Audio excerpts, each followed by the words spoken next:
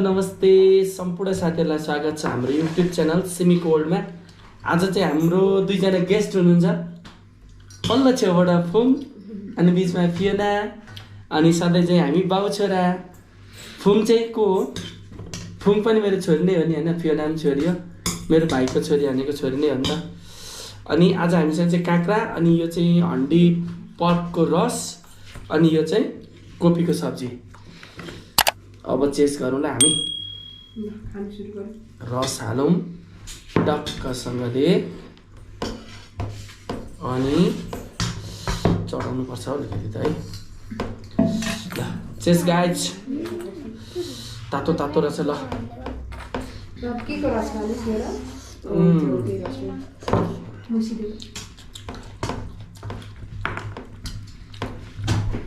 यस्तो टेस्टी भएछ कि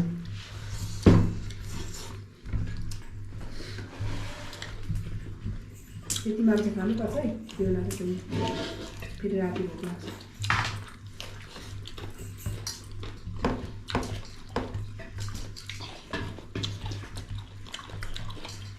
पाहुनालाई कस्तो लाग्यो मैले बनाएको हन्डी पर्कको रस? खाएको नखाइ मिठो भनिदिएको त। लु खानु पर्यो। नखाइकन मिठो त भन्नु पाएन नि त।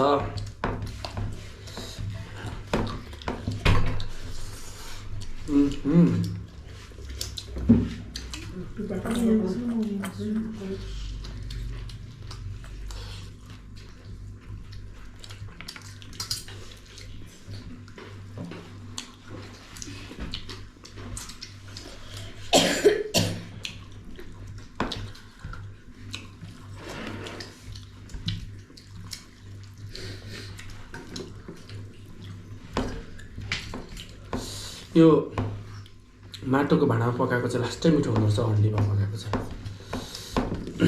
सिम्पल तरिकाले।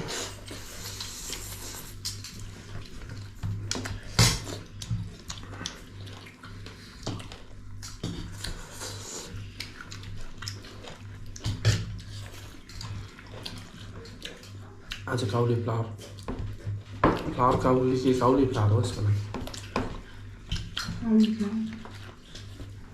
नेपालीमा चाहिँ के भन्छ होला? फुलकोपी होइन?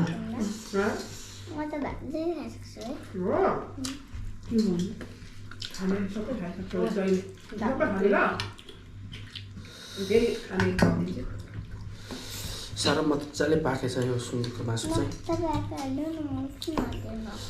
अब कति साथीहरू त भेजिटेरियन पनि हुनुहुन्छ होला, भेजिटेरियनलाई चाहिँ इरिटेटै लाग्छ होला है। तर हामी अब नन भेजिटेरियनले त खानै पर्यो होइन। फेरि सुँगुर त फेभरेट हो, हिजो पनि भनेको हामीले। कस्तो तातो हो।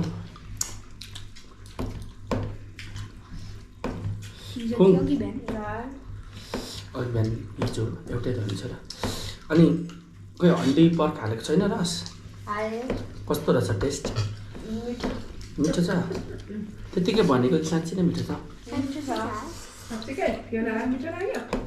मासु चाहिँ खाएको छैन त। मन पर्दैन?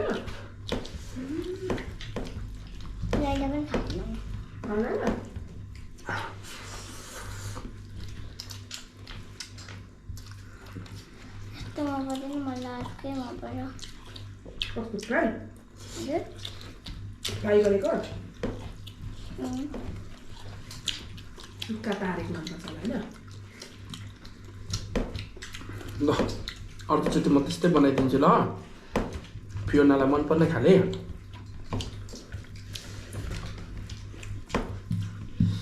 टेस्टी टाइपको।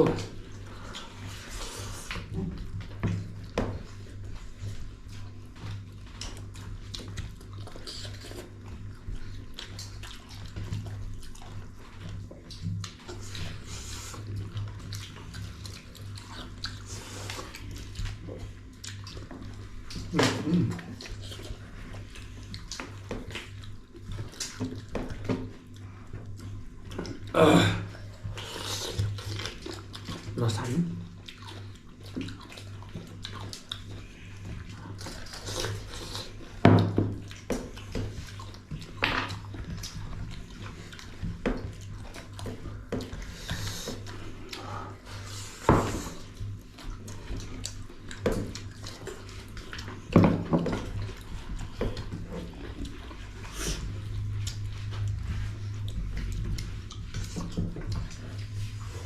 रातिको लागि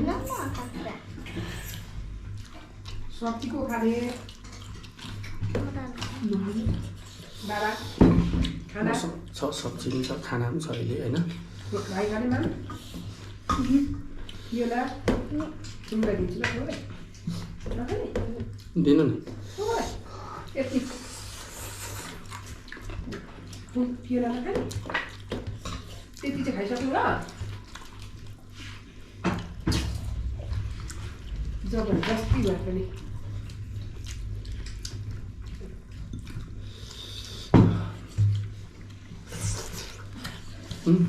मासु खान्छु त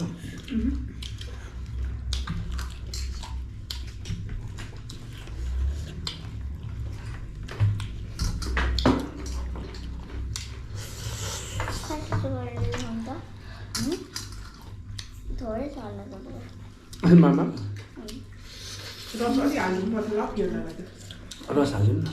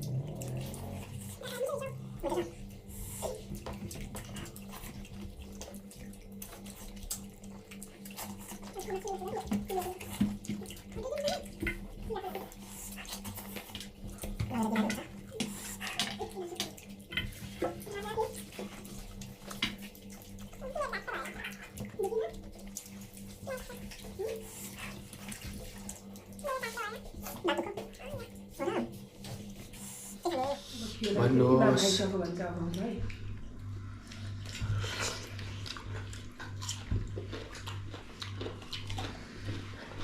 छिप्पेको भए पनि हल्का मिठो मिठो पनि अहिले फल्दो जस्तो लागिरहेको थियो खाने भने भन्नु नै काँक्रा फिरा खाने भने भन्नु ल हो दिदी सानो छोडेर दिनु सानो मिठो लाग्यो अरे आज भाइलाई खाइदियो ल हजुरलाई आजको भिडियो कस्तो लाग्यो यदि मन पर्यो भने हाम्रो भिडियोलाई लाइक गरिदिनु होला अनि कमेन्ट पनि गरिदिनुहोस् हुन्छ र अनि हाम्रो भिडियोमा हजुरहरू चाहिँ हाम्रो च्यानलमा नयाँ हुनुहुन्छ भने हाम्रो च्यानललाई सब्सक्राइब गरिदिनुहोस् भन्दै आजलाई भने बाई बाई सेवारो।